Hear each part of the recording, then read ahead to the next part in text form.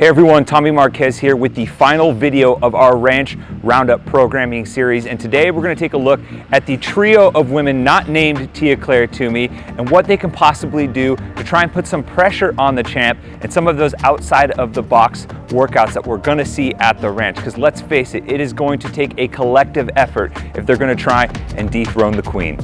We'll start with Katrin Davidsdottir, the only woman in the field that's managed to beat Toomey at the games, and she's also had the most success when it comes to some of these games exclusive workouts.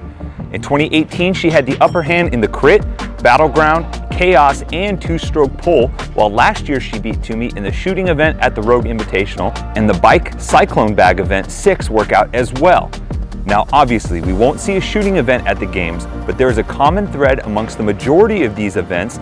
and that is that they consistently feature a biking element, some heavier odd object movements, and some elements of the unknown and unknowable where you wouldn't necessarily get to practice the nuances a ton prior to competition, like the battleground or chaos, which was done completely blind, and we most certainly could see some of those elements again at the ranch. Looking at Pearce's track record, she hasn't really gotten the better of Toomey in any of the major outside-the-box type workouts across the games or sanctionals in the past few years.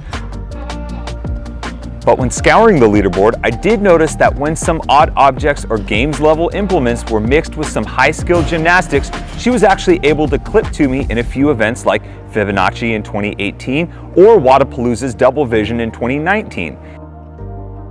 It's a similar story with Brooke, who hasn't been able to consistently beat Toomey in these areas, but will manage to edge her out in a workout here or there, such as the same bike and cyclone bag event 6 workout that Katrin finished ahead of Toomey at Rogue. Now, this doesn't really foster confidence in the chances of being able to put some pressure on Toomey once they get to the ranch and the Morgan Hill Outdoor Sports Complex, which will serve as the other primary venue.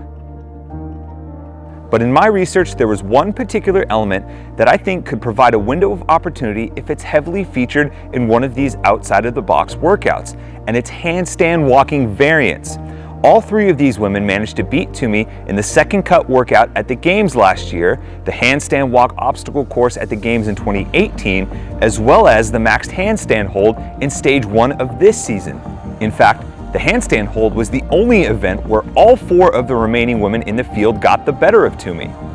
Now, obviously Tia-Clair Toomey hasn't been stagnant in these years and has continued to work on her relative weaknesses and skills as well. So we're kind of grasping at straws a bit here, but there isn't a single other area where the women in the field have consistently beat her. So if there's a situation where an outside-of-the-box workout is presented where the rest of the final 5 can make up some ground, it's likely going to feature a significant chunk of handstand walking.